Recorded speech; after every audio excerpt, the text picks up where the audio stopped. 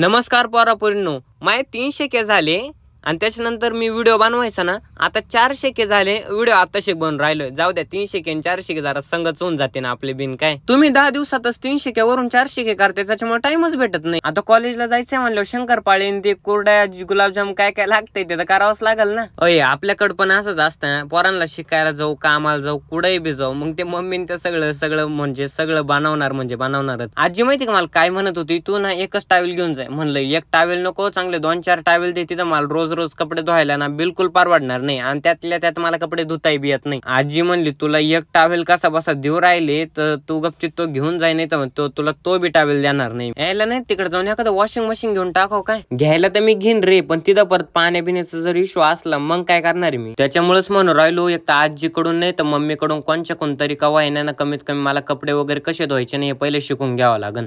तीच जाऊन मी अभ्यास करू का नेमकं कपडेच धुत बसू राव रोज. बाकी मम्मीने मला आता शिकवलंय का कपडे नेमकं कसे धुवायचे, त्यांना वाळू वगैरे कसं घालायचं, म्हणजे कसे नीट सुकले वगैरे पाहिजे. आता जे इंस्टाग्राम वरून आले असतील ना, त्यांना तर कळालाच असं का हा मी परत तोच व्हिडिओ बनवतोय का. आता मेन म्हणजे इंस्टाचं कसं जरा आपलं रोजचं राहतंय, आणि इकडे जरा युट्यूबचं पडतंय 10, 12, 20, 25, 30 दिवसातून. त्याच्यामुळे थोडं घ्या सांभाळून तुम्ही. आता नाही, याच्या मागच्या युट्यूबच्या ब्लॉग मध्ये तुम्ही काय पाहिलं होतं का, मी शॉपिंग करायला गेलो होतो आणि त्याच्यात मी नवीन कपडे घेतले होते. तरी पण जे माय रेग्युलर वापरायचे कपडे होते का, त्यांना मी सगळे बटणं सगळं व्यवस्थित लावून घेतलं. मला माहिती माय कम्फर्टेबल कपडे कोणते तेच मला आवडत असते. आणि आमचे बाबा काय म्हणले होते मला का, चल आता एक काम कर, तुला जायचंच आहे तर मग कमीत कमी आपल्या जवळच आहे का ना, बिरोबाचं मंदिर आहे, एवढं मस्त देवाचं मंदिर म्हणलं, तिथं कसं जावंच लागतं. आजी बाबा आम्ही ना काय केलं, दोघांनी आहे ना तिथं जायचं ठरवलं. म्हणजे कसं, आणि तिथं एक तुळस होती तर ती वाळून गेलती. त्याच्यानंतर आजी म्हणली का थांब आपण ना एकदम मस्तपैकी ती तुळस वगैरे घेऊन जाऊन तिथं लावू. आता म्हणू नका बरं का, तुळस आजीने घेतली, तू का बरं नाही घेतली, कारण की ती प्रथा असतं शेमेन. म्हणजे सगळ्यात जास्त देवपूजा करण्यात जर विचार केला ना तर ते आमच्या आजी बाबाचे बरं का. ओय पोरापोरींनो, तसं मेन म्हणजे ना आता तिकडं जायचंय म्हटलं, कसं बाबांसोबत तसं सगळ्यांसोबत ना मी टाइम स्पेंड करतोय. म्हणजे कसं परत येणं जाणं होतं का नाही, किंवा मग एका दिवशी सुट्टी असली तरच येणं होईल ना, तसं बी बघितलं गेलं तर. आणि तसं पण जर कॉलेजने सुट्टी दिली तर तो गोष्ट, तशी पण कॉलेजने सुट्टी दिली तर ती गोष्ट वेगळीच आहे बरं का. आणि मेन म्हणजे माझ्या जेवढ्या शाळा होत्या ना, त्याच्यातल्या मला एक गावातली बी शाळा, म्हणजे कसं जी पहिली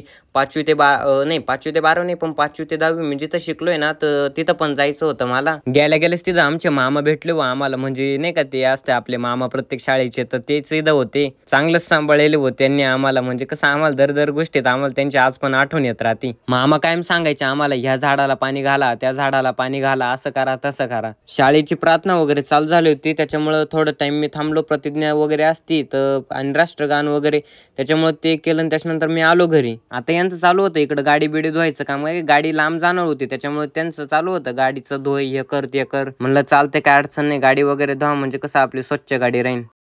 आणि गाडी धुवायला असल्यावर मग कशी चालवायला मजा येते ना. चला, चिवडा शंकरपाळी सगळं बनवून झालेलं आहे. आता ते कसं व्यवस्थित न्यावं लागन, आणि ते जरा खायला जरा बरं लागत ना, दुसरं विकत घ्यायला परवडायचं नाही. आता इथंच एक न वस्तू पडू राहिली, त्यामुळे ते न्यायला ते काय यायचं नाही का काय माहित. त्याला बॅग वगैरे एकदम पद्धतशीर भरलेली आहे, त्याच्यामुळे आता काही टेन्शन राहिलेलं नाही. आणि शेवटचा दिवस म्हणजे मला लावलं घरच्यांनी काम, काय रे म्हणे गिन्नी गवत तोड.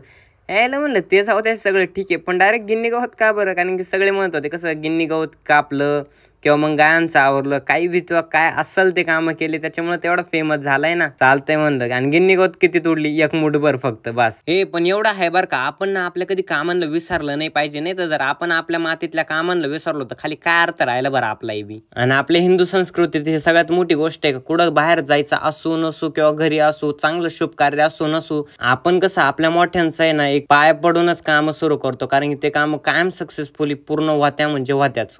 आपल्यापेक्षा कोणी मोठं असलं, काकी दादा भाऊ सगळ्यांच्या पाया पडत असतोय आपण. चला, आता आपली बी जायची बारी आलेली आहे. आता कसं जाताना आपल्या मामांचं घर जरा जवळ लागतंय. आता तुम्ही परत म्हणशाल का आम्ही इन्स्टाला बघितलंय या बारीक बारीक क्लिप, पण काय अडचण नाही रे, तुम्ही परत बघा, कारण की मोठ्या ब्लॉग मध्ये कसं असतं ना, एक ना एक डिटेल मध्ये गोष्ट सांगता येते. आजीला मी तेच म्हणत होतो, आजी चला आता तू माझ्यासोबत, पण आजी म्हणली नको रे भाऊ, तो खायचे वांदे. आता परत म्हणा काही ऐकलं होतं, अरे घ्यायचं ऐकून थोडंफार. आदित्य डेरेचं म्हणणं तर ऐकायचं. आधी तरी मम्मीने त्याला खुश होत्या, पण नंतर काय म्हणत होतं ते मला चांगलंच माहित होतं. आणि आपल्या मामांचं घर जरा अर्ध्या 1 किलोमीटर किंवा घराजवळच आहे, तर मग त्यांना म्हणलं चला तुम्ही पण या तिथं जाऊन. मला वाटलं होतं माझे घरचे लय खुश होतील मी चाललोय तर, पण कुणी मला खुश दिसतच नव्हतं, सगळे नाराजच होते. आधी तर सगळे म्हणायचे का तू जाताना सगळे लय खुश होतीन, असं होतं तसं होईन. आणि मी बी त्याचा आशेवर ना, मला फक्त हेच पाहिजे होतं का मी जेव्हा जाईन ना तेव्हा कोण किती सगळ्यात जास्त खुश होतंय. पण इथं तर जरा वेगळंच सुरू झालं होतं, सगळे नाराजच होते बरं का. आणि मा इकडं बलतच चाललंय. अरे माझ्या मोबाईलला चार्जिंग राहतच नाही, त्याच्यामुळे मला ते कुठे बी जायचं म्हणलं ना पहिलं चार्जर बिर्जर सगळं ठेवावंच लागतंय. आजी म्हणले धर जरा खर्चायला ठेव पैसे, म्हणलं चालते द्या, नक्की द्या, मी चांगली जपून ठेवीन. इथं जरा शेजारचे काका आले होते आणि त्यांना पण कसं माझ्यासोबत यायचं होतं. तर त्याच्यानंतर म्हणलं चला चालतंय आपण जाऊ संग. मामा तर आमचे डायरेक्ट गळा भेटच झाली हो. कसं आहे मामाच्या पाया पडून बिलकुल चालत नसतं, त्याच्यामुळे म्हणलं चला गाळा भेटच करू. आणि इथं त्या मामांची जरा मुलं आहेत, म्हणजे आपले भाऊ आहे आता काही पण म्हणजे नाही का. मग त्यांच्यासोबत कसा प्रॉपर म्हणलं या इकडं, मी तुमच्या आता बिलकुल पाया नाही पडणार पारण, कारण कायम पाहिल्यापासून संघ आहे, मित्र म्हणा भाऊ म्हणा तेच आहे. आणि त्याच्यामुळं कसं गाळाभेट वगैरे केली. आणि तेवढ्यात जरा एक काका आले, तर त्यांचं काय होतं काय माहिती, ते म्हणत होते देवाचं आहे काहीतरी. मग चला म्हटलं त्यांच्या पाया पडून घेऊ. मला तर असं वाटतं का आपली हिंदू संस्कृतीच ना अशी असं काय ना, ज्याच्यात फक्त लय विषय नसू दे, कोणी कसा बी असो ना, त्याच्यात फक्त गरजेचं आहे का तुमच्यापेक्षा मोठं पाहिजे बस. तुम्ही त्यांना पूर्ण रिस्पेक्ट देणार म्हणजे देणारच. आणि त्यात आमच्या मम्मीने त्या जरा पहिल्यापासूनच रडायला लागल्या होत्या, त्याच्यामुळं मला तर आधी काही समजतच नव्हतं काय चालू आहे. तेच चालू कावच पड त्यांच्या पाया पड, यांच्या पाया पड, त्यांच्या पाया पड, तेच चालू होतं माझं फक्त. त्याच्यानंतर मग त्यांना पैसे वगैरे दिले. तर कसं आहे ते द्यावंचं आहे काहीतरी, ते पूजा वगैरे करते आजीने, त्या सगळ्याच पाया पडत होत्या. चालतंय म्हणलं, मग त्यांना पैसे वगैरे दिले. आणि इकडं मम्मीने त्यांचं ना असं चालत होतं. तिकडं आजीचा सगळ्यात जास्त लाडका आहे मी, सगळ्यात लहान आहे. मस्त 3-4 भाऊ आहे, पण कसं आहे सगळ्यात लहान आणि लाडका मीच आहे ना, त्याच्यामुळे जरा वेगळाच विषय होतोय. जागरण होतं ना,